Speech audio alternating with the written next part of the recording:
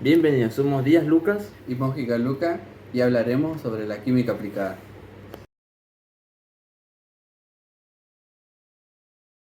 Hoy hablaremos de los elementos químicos. ¿Qué son los elementos químicos? Son sustancias fundamentales que no se pueden descomponer en otras más simples.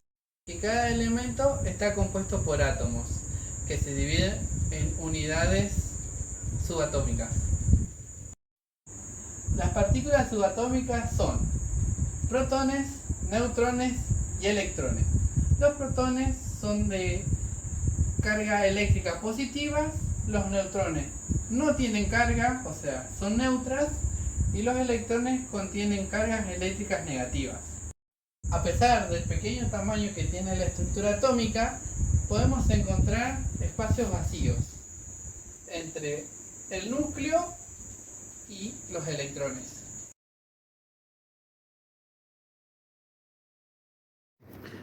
Como estamos hablando del átomo, también quedaría recalcar cuáles son las importancias del átomo.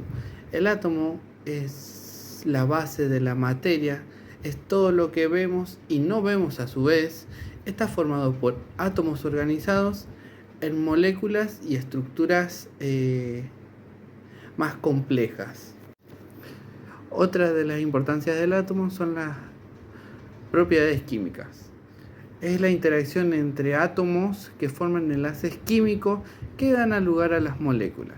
Estas interacciones son esenciales para el proceso químico que ocurre en la naturaleza, desde la respiración celular hasta la formación de minerales. Los átomos pueden liberar o absorber energías en procesos como la reacciones químicas o reacciones nucleares, como por ejemplo en las reacciones nucleares la base son los átomos de la energía nuclear. El átomo también ayuda a comprender cómo está formado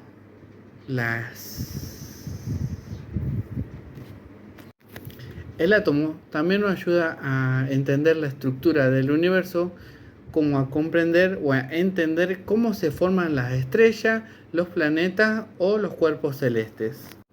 Y bueno, los átomos en la ciencia aplicada nos ayudan a que la química, la física y la biología dependan del conocimiento atómico para desarrollar tanto tecnología como medicamentos y como materiales avanzados.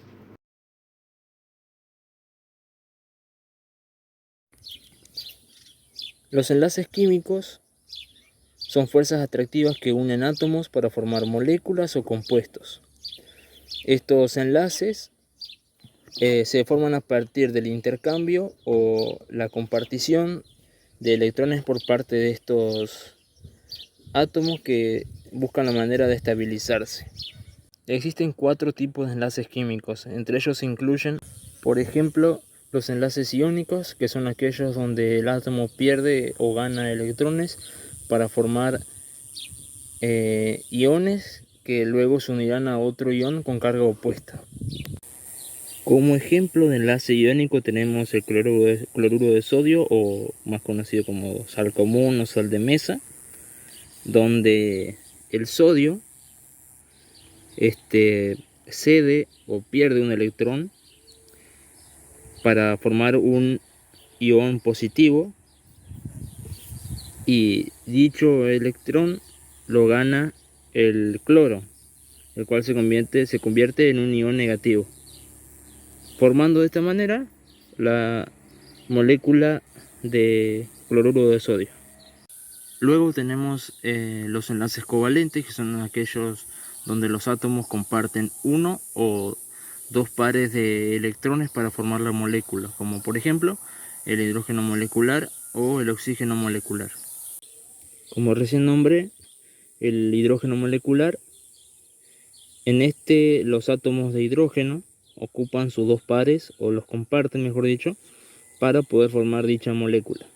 En el caso del oxígeno molecular, en lugar de compartir un par, comparten dos pares para poder formar la molécula del oxígeno molecular.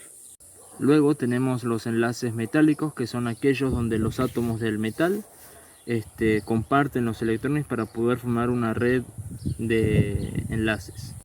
Como ejemplo podemos poner el cobre, que forma una especie de mar de electrones con los electrones que comparte con los otros átomos de cobre.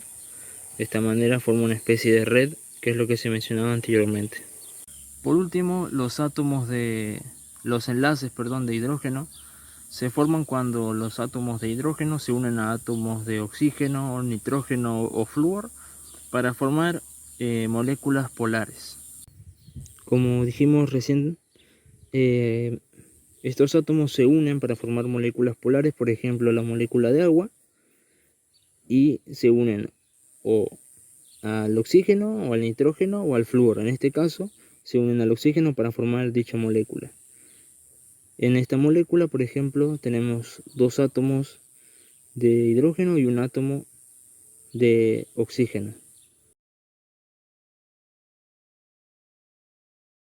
Ahora hablaremos de la materia y la energía. En este caso empezaremos con la materia.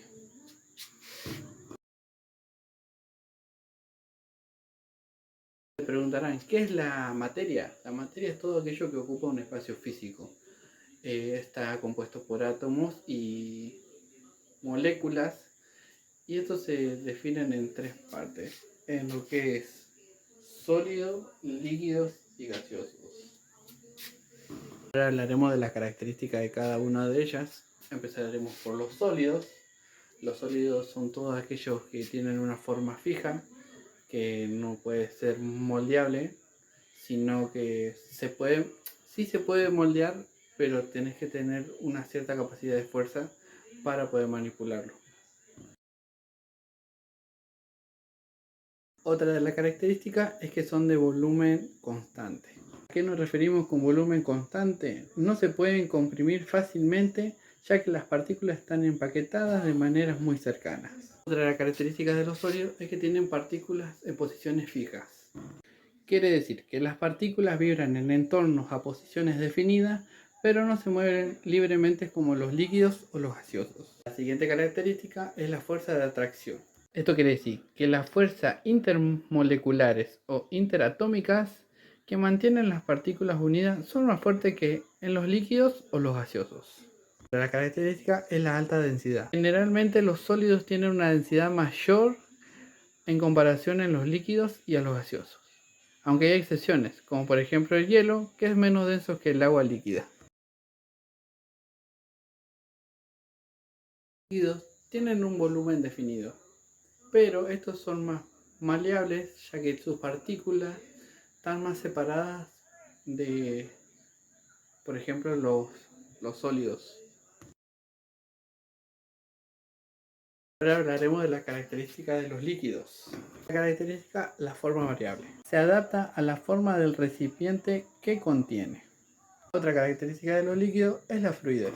Quiere decir que las partículas pueden moverse una sobre otra, lo que permite la fluidez y tomar la forma del recipiente. La siguiente característica es la tensión superficial. Lo que quiere decir es que las moléculas experimentan fuerza hacia adentro, lo que permite fenómenos como formaciones de gota y la flotación de algunos objetos pequeños sobre el agua. Su última característica es la densidad. Se refiere a la cantidad de masa en un determinado volumen de líquido. Los siguientes son los gaseosos. Los gaseosos no tienen un volumen definido, ya que sus partículas están dispersas por todos lados. Ahora hablaremos de las propiedades de los gaseosos. La característica es que no tienen un volumen fijo. Se adaptan completamente al recipiente que los contiene. La propiedad es que es de baja densidad. Son menos densos que los líquidos y los sólidos, debido a la gran separación entre sus partículas. Ejercen presión. La presión de un gas es el resultado de la colisión de sus partículas contra las paredes del recipiente. Otra de las propiedades es la expansión ilimitada. Si no están confinados, los gases continúan expandiéndose. Bueno, eso es todo por materia. Ahora vamos a seguir con energías.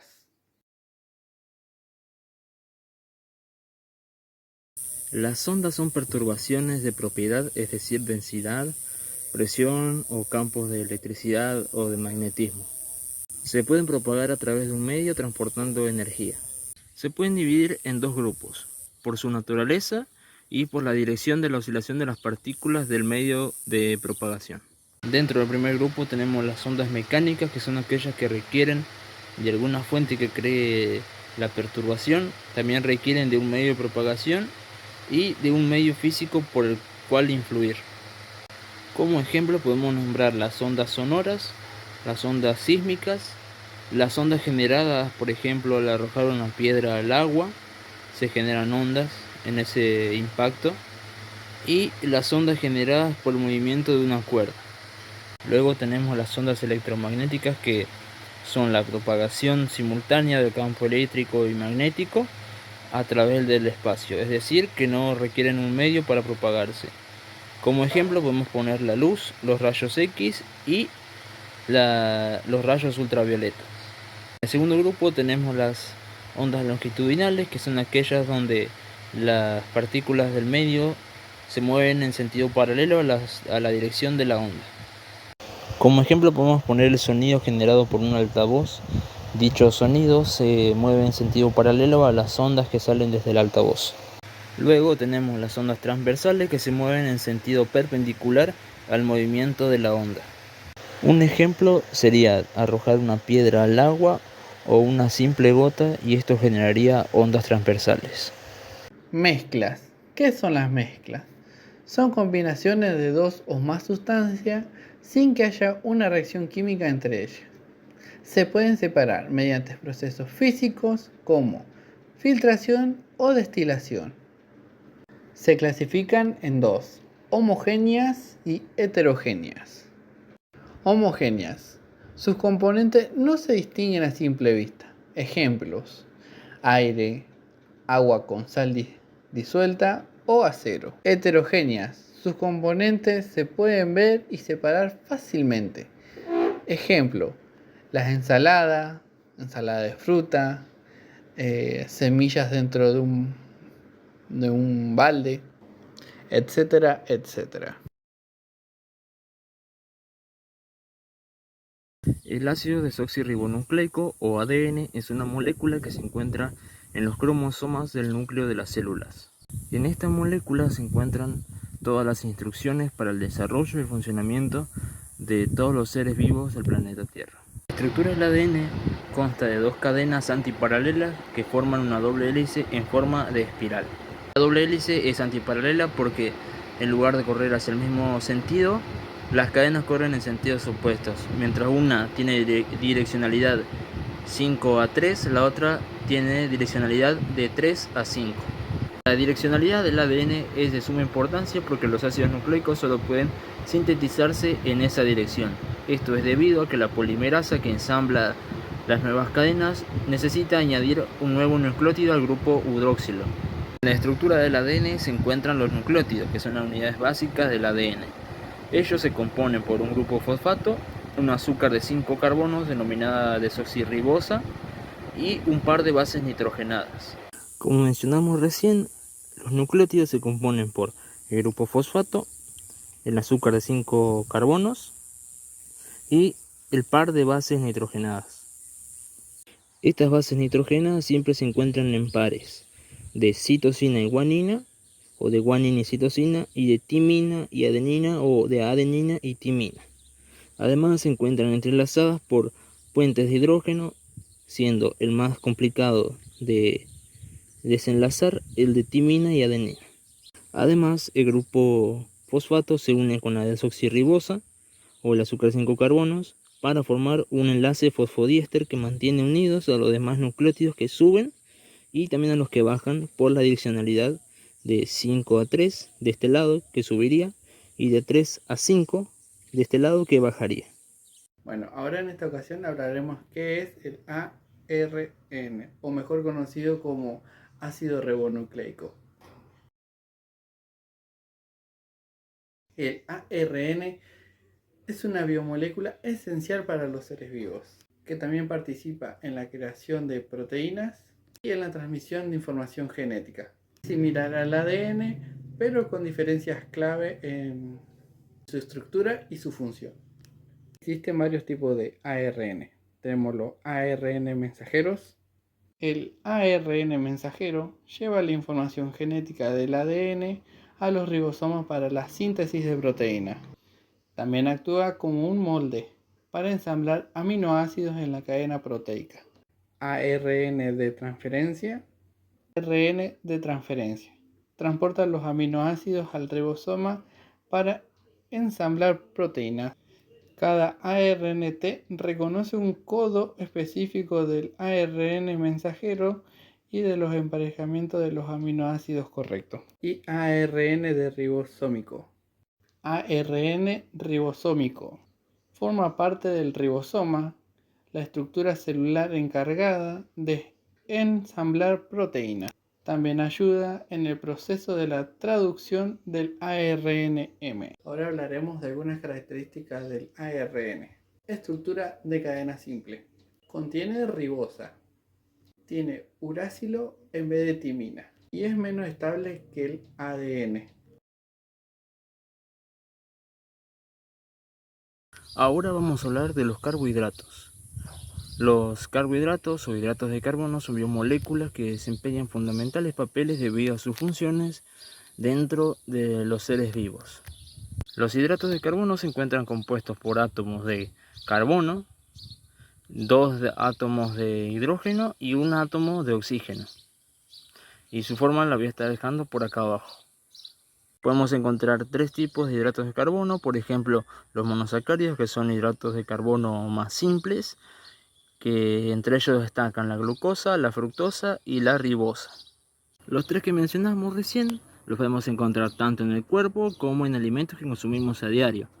Por ejemplo, la ribosa es un azúcar simple que se encuentra presente en todos los organismos vivos, siendo fundamental para la producción de energía celular. Se encuentra presente en alimentos como brócoli, champiñones y almendras, además de estar presente en ácidos nucleicos como el ARN.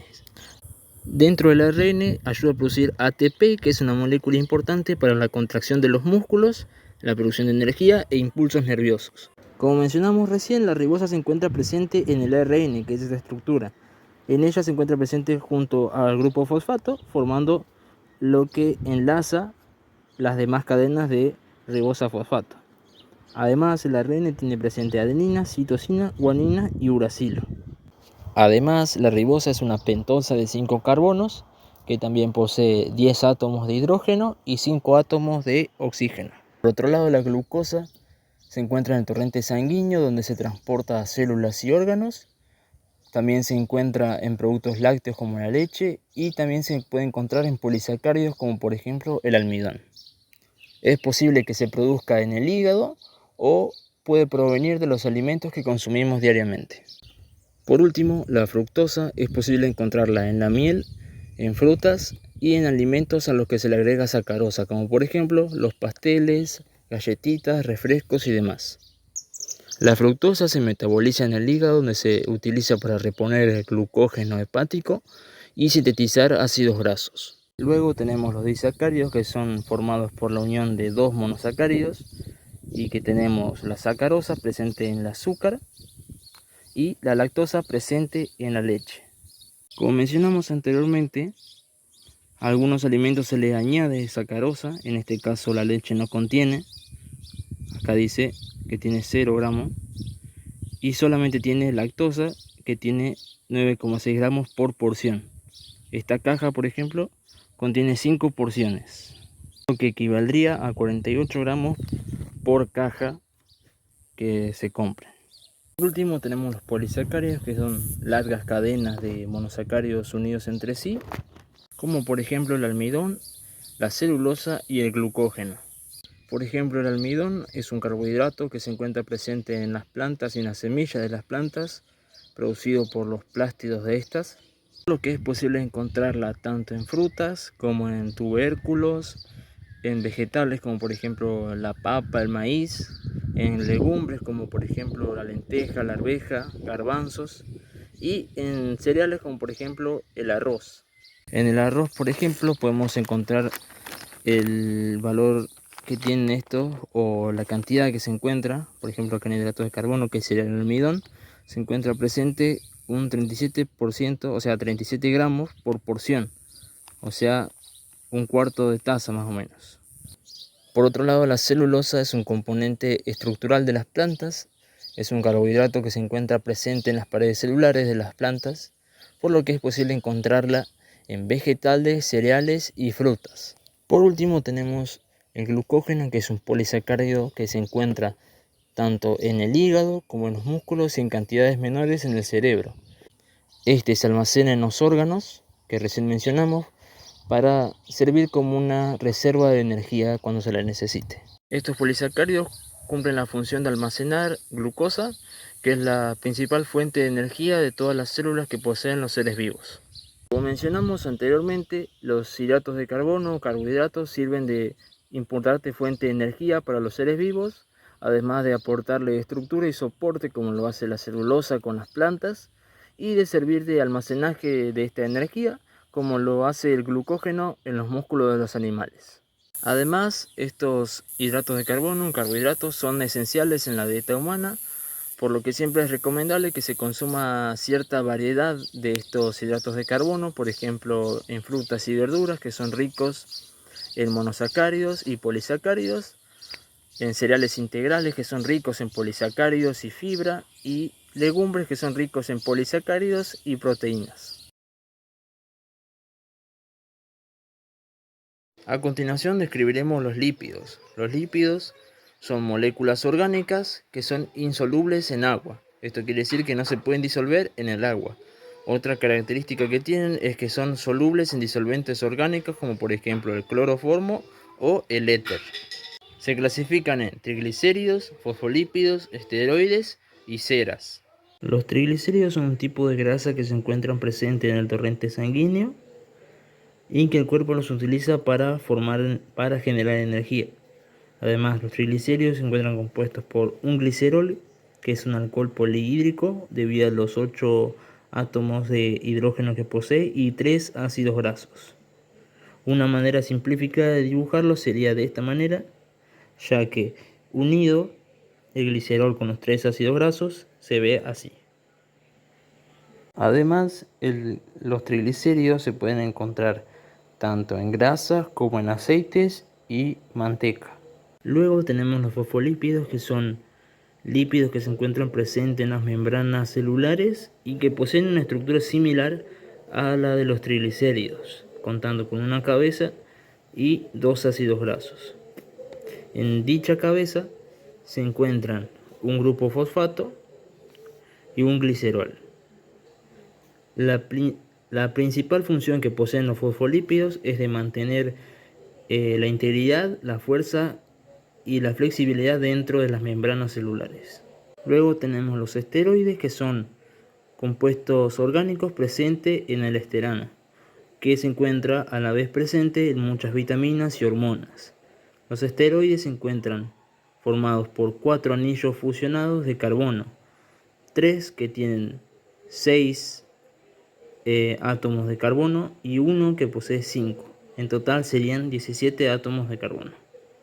Los esteroides poseen diversas funciones en los mamíferos como el ser humano, por ejemplo, la de regular los niveles de sal y la secreción de bilis, la de dar estructura como los fosfolípidos en las membranas celulares, también a niveles hormonales, por ejemplo, existen hormonas que son esteroides, por ejemplo, el corticoides, hormonas sexuales como los estrógenos y la testosterona, y la vitamina D y sus derivados. Por último tenemos las ceras, que son compuestos orgánicos sólidos y que son hidrofóbicos. Esto quiere decir que no son solubles en agua, sino que se disuelven mediante disolventes orgánicos. Además, se los usa para la industria, el mundo cosmético, la medicina y el arte. En la imagen de ejemplo podemos ver que las ceras se encuentran formadas por un alcohol y un ácido graso. El ejemplo que tiene la imagen es de la cera de abeja. Las principales funciones de los lípidos son el aporte de energía, por ejemplo los triglicéridos, que son una fuente importante de energía para el cuerpo, también la absorción de vitaminas liposolubles como por ejemplo la vitamina A, la vitamina D, la vitamina E y la vitamina K.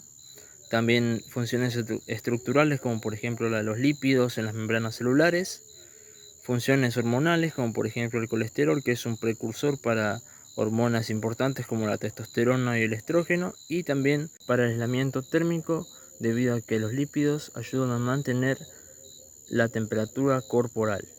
Uno de los componentes más importantes en los lípidos son los ácidos grasos, y ellos son los ácidos grasos saturados, que son aquellos que no poseen doble enlace entre sus átomos de carbono. Luego tenemos los ácidos grasos insaturados, que son aquellos que poseen un doble enlace entre sus átomos de carbono. Y finalmente tenemos los ácidos grasos poliinsaturados, que son aquellos que poseen varios doble enlaces entre los átomos de carbono. Un dato importante es que los lípidos son esenciales para llevar una dieta equilibrada, debiendo consumirse lípidos saludables como los ácidos grasos insaturados y los ácidos grasos poliinsaturados, y limitar el consumo de ácidos grasos saturados. Ahora hablaremos de las vitaminas y las proteínas.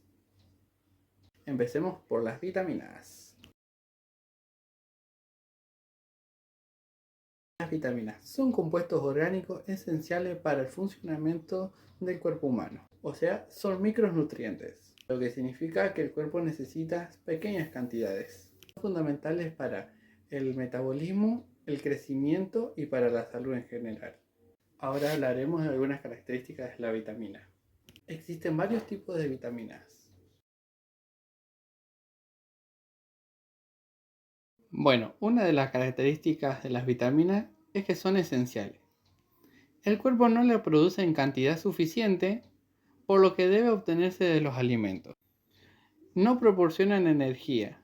A diferencia de los carbohidratos y proteínas y grasas, las vitaminas no aportan calorías. Participan en funciones vitales. Ayudan en el metabolismo, el sistema inmunológico, la formación de células y el mantenimiento de los órganos. Se dividen en dos tipos. El primer tipo son los hidrosolubles. Se disuelven en agua y no se almacenan en el cuerpo. Ejemplo, vitamina C y complejo B. El segundo tipo son los liposolubles. Se disuelven en la grasa y pueden almacenarse en el cuerpo. Ejemplo de vitaminas A, D, E y K. Ahora seguiremos con las proteínas. ¿Qué son las proteínas? Proteínas son macromoléculas esenciales para la vida humana y para los seres vivos. Formada por aminoácidos que se unen mediante enlaces peptídicos para crear estructuras complejas. Función de las proteínas. Funciones de las proteínas. Estructural. Forma parte de los músculos, piel, cabello y uñas. Por ejemplo, el colágeno y queratina. Enzimática. Actúa como enzimas que aceleran reacciones químicas en el cuerpo. Por ejemplo, amilasa y pepsina. Transporte. Transportan sustancias dentro del cuerpo. Por ejemplo, las hemoglobinas. Defensivas. Forman anticuerpos que protegen contra enfermedades. Reguladora. Algunas proteínas son hormonas que controlan procesos biológicos. Por ejemplo, la insulina. Contractil. Permite el movimiento muscular. Ejemplo, la actina y miosina. Reserva. Almacena nutrientes esenciales, como por ejemplo, ferritina almacena hierro. Clasificación de las proteínas. Clasificación de proteínas. Según su estructura, fibrosa o globulares. Las fibrosas son largas y resistentes. Las globulares son compactas y solubles en el agua. Según su función, estructurales, enzimáticas, hormonales, de transportes y defensivos. Son las fuentes de proteínas en alimentos. Y a continuación podrán ver algunas de las fuentes de proteínas en alimentos, como las proteínas animales y vegetales. Ahora hablaremos qué es la célula animal. Bueno, la célula animal es la unidad básica de los animales y de la mayoría de los seres vivos. Es una célula eucariota, lo que significa que tiene un núcleo definido, donde se encuentra el ADN. A diferencia de las células vegetales, no tienen pared celular ni cloroplasto.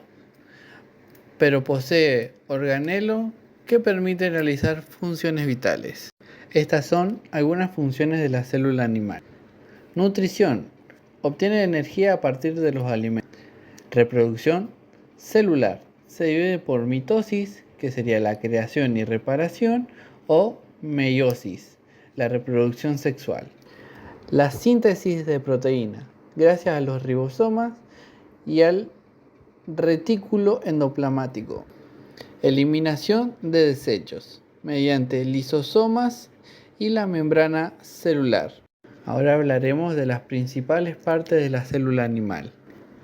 Membrana celular o plasmática es la capa que rodea y protege la célula y regula el intercambio de sustancias con el exterior. Citoplasma, sustancia gelatinosa donde están los organelos celulares que también contienen agua, sales, proteínas y otras moléculas esenciales. Núcleo y nucleolo.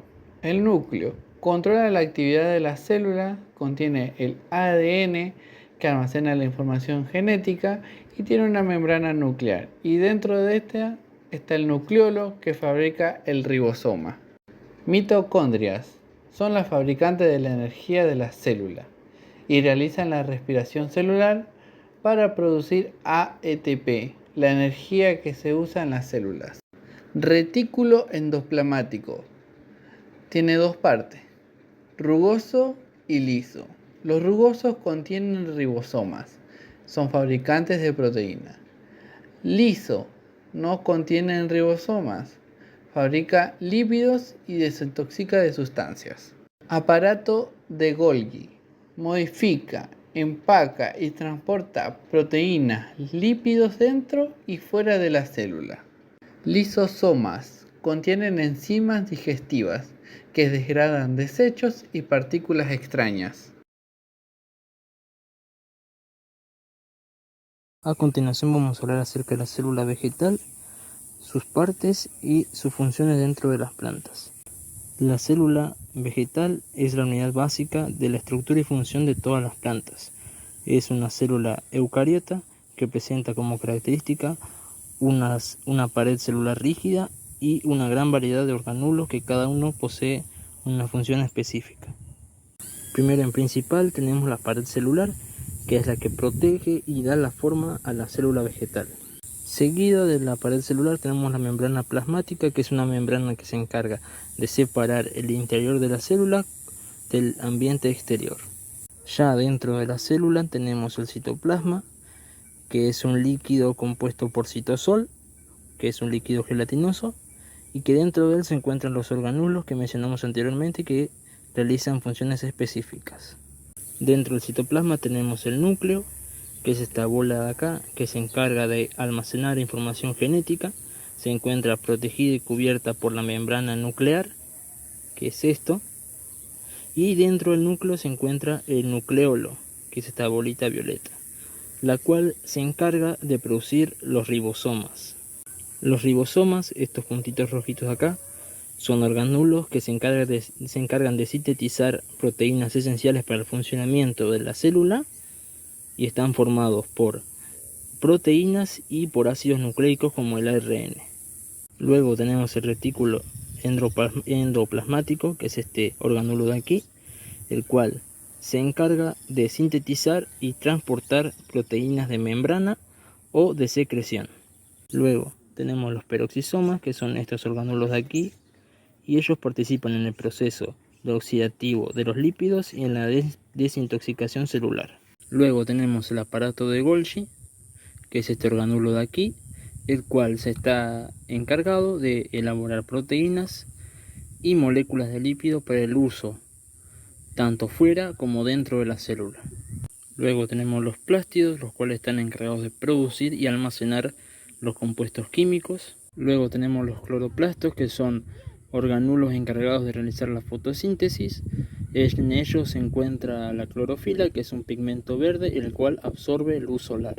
Luego tenemos las mitocondrias, que son organulos que funcionan como centrales energéticas para la célula. La vacuola es un organulo cuya función es la de mantener un balance hídrico dentro de la célula. Y finalmente tenemos el tonoplasto, que es una membrana que delimita la vacuola central de las demás células o organulos. Bueno, ya hablamos de las partes de la célula y de sus funciones específicas. Ahora hablaremos de las funciones de la célula. La célula, como sabemos, es una unidad básica que posee una variedad de funciones, pero las que más se destacan son: una de ellas es la fotosíntesis, en donde la célula vegetal utiliza la energía solar para que el dióxido de carbono y el agua se transformen en glucosa y en oxígeno. La segunda función sería la respiración celular, en donde la célula vegetal genera energía a través de esta respiración celular.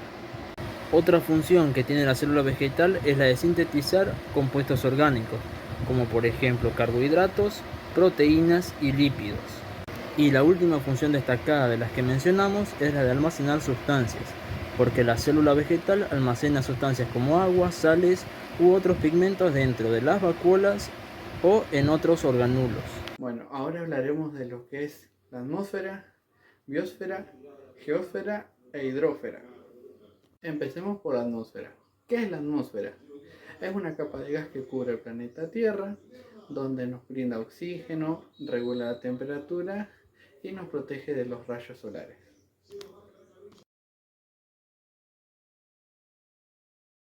La atmósfera está compuesta principalmente por 38% de nitrógeno, que ayuda a estabilizar el aire, también un 21% de oxígeno, esencial para la respiración de los seres vivos, un 0,04% de dióxido de carbono, importante para la fotosíntesis y para los efectos invernaderos, y un 1% de otros gases, como vapores de agua, ozono, etc., que contribuyen a la protección y regulación de los climas. La atmósfera también se divide por capas, que se dividen en 5 capas.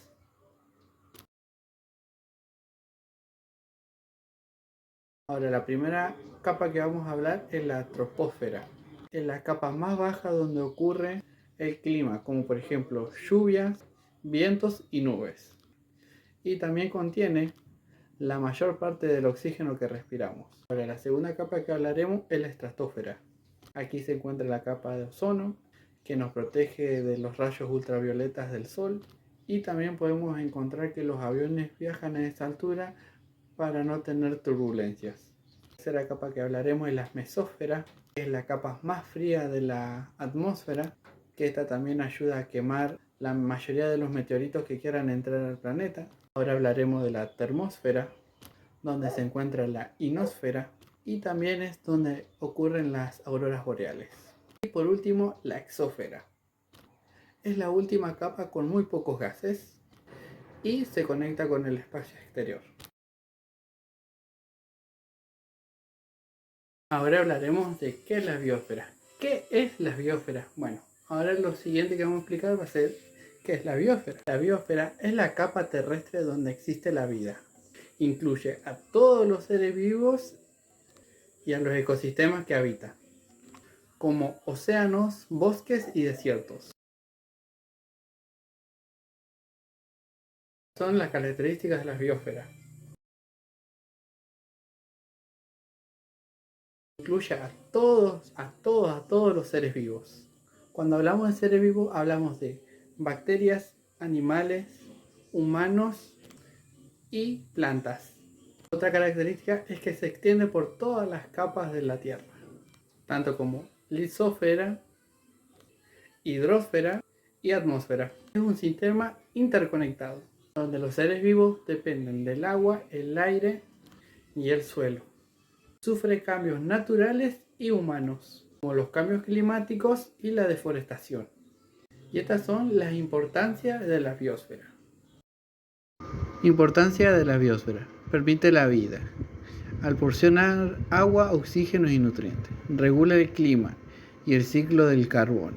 Mantiene el equilibrio ecológico entre seres vivos y su entorno. Preparación de recursos naturales, como alimentos, madera y medicina. Ahora hablaremos de la geósfera. ¿Qué es la geósfera?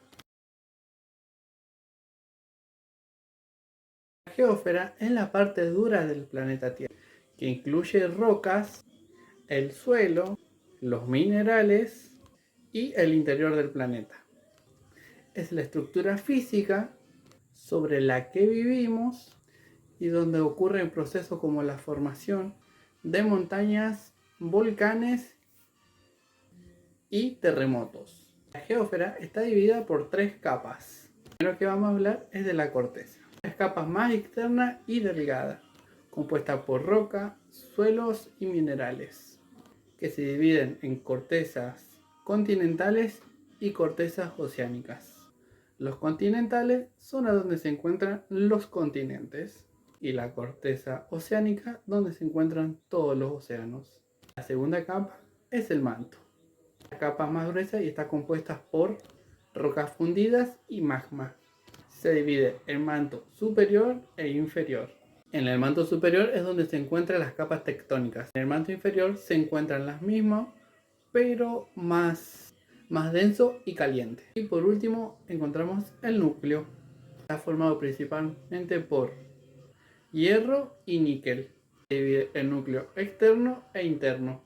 En el núcleo externo encontramos líquidos y que es responsable del campo magnético terrestre.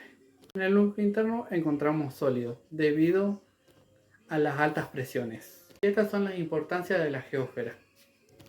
Importancia de la geósfera. Soporta la vida al proporcionar suelos para las plantas y hábitats para los seres vivos. Regula el clima mediante la interacción con la atmósfera y los océanos.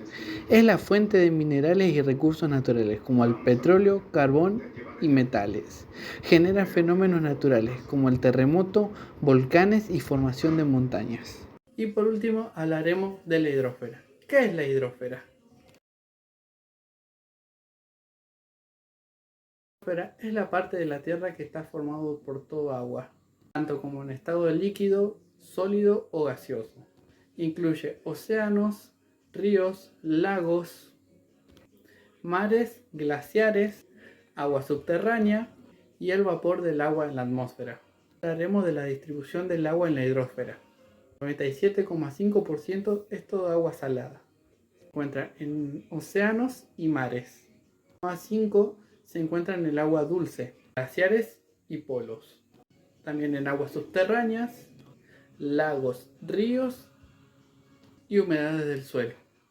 Tan solo el 1% es para consumo de agua para los seres humanos. Estos son los ciclos del agua. Son importancia de la hidrosfera. Importancia de la hidrosfera. Mantiene la vida de todos los seres vivos dependiente del agua. Regula el clima. Los océanos absorben y...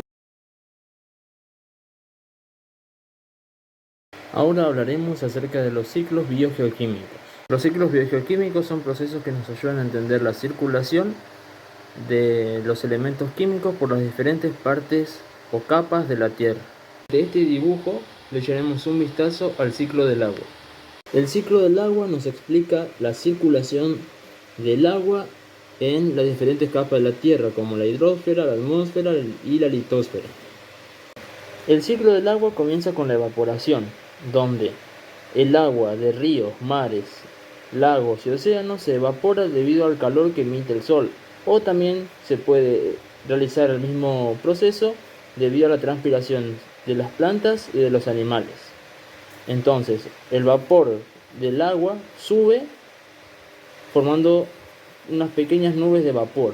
Luego, este vapor que tenemos acá, sube hacia la atmósfera, enfriándose, formando pequeñas gotas que se transforman en nubes, que tenemos acá, y a lo que se le llama condensación.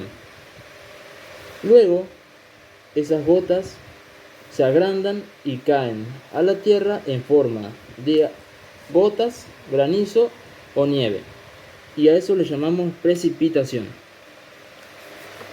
Luego de la precipitación, al acumularse agua en lugares como pequeños canales o lagos, el agua se infiltra y se acumula en acuíferos subterráneos. Y luego tenemos la escorrentía donde en lugar de infiltrarse el agua se escurre y vuelve a los lugares de donde salió. Este ciclo es de suma importancia debido a los beneficios que otorga para el medio ambiente, regulando el clima, manteniendo un equilibrio hídrico y sustentando la vida de tanto plantas como animales. Ahora tenemos que hablar del ciclo del carbono. En este ciclo se habla de la circulación del carbono a través de todos los ecosistemas que tiene el planeta Tierra. Este ciclo consta de dos etapas, una que es rápida y otra que es un poco más lenta. La etapa lenta es aquella en la que se toma en cuenta todos los procesos geológicos que llevan para la formación de combustibles fósiles, como por ejemplo el petróleo. La etapa rápida es en la que se tienen en cuenta los procesos biológicos por los que pasan todos los seres vivos. La etapa rápida o etapa biológica comienza con la fijación de carbono debido a las plantas y algunas bacterias durante el proceso de fotosíntesis. Continúa con la liberación de carbono hacia la atmósfera debido a la respiración de los animales y también a la respiración nocturna de las plantas. Y continúa con la liberación de carbono debido a la descomposición de materia orgánica luego de la muerte de esos animales o plantas. Luego tenemos la etapa lenta o etapa geológica, que es aquella en la que intervienen ciertos procesos físicos y químicos, los cuales distribuyen el carbono por las distintas capas de la Tierra. Esta etapa consta de tres partes, que son la mineralización y sedimentación del carbono, que aquí el carbono acumulado se sedimenta y se convierte en fósil y también en combustible fósil, como podemos ver en el dibujo.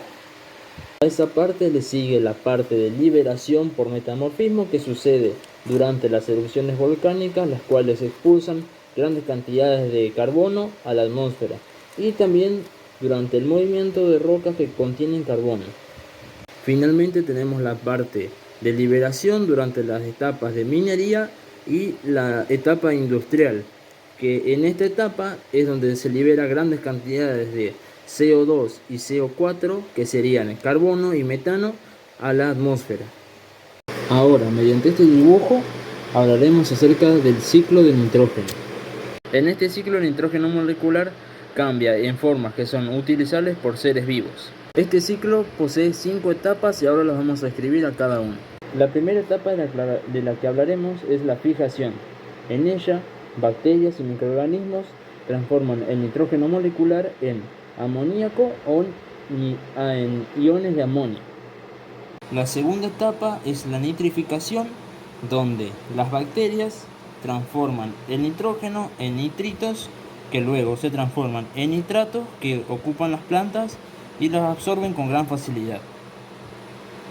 Luego, durante la etapa de asimilación, las plantas transforman esos nitratos en aminoácidos y proteínas. Luego tenemos la etapa de amonificación, donde los microorganismos transforman los restos orgánicos en amoníaco. Y finalmente tenemos la etapa 5, que es la desnitrificación, donde las bacterias toman los nitratos y los devuelven transformados a la atmósfera en nitrógeno molecular. Y ahí se cerraría el ciclo del nitrógeno. Este ciclo es de suma importancia debido a la síntesis de proteínas y también para el ADN. Además, es un ciclo esencial para el desarrollo de plantas y animales. Ahora hablaremos acerca del ciclo del fósforo. La primera etapa de la que hablaremos es la meteorización o erosión. En esta etapa, el fósforo acumulado en las rocas se libera al suelo o al agua mediante la erosión debido a la lluvia o a los vientos. La siguiente etapa es la absorción por las plantas. En este caso, las plantas absorben el fósforo que queda en el suelo y lo incorporan a moléculas biológicas que tienen adentro. La siguiente etapa es la absorción por los animales.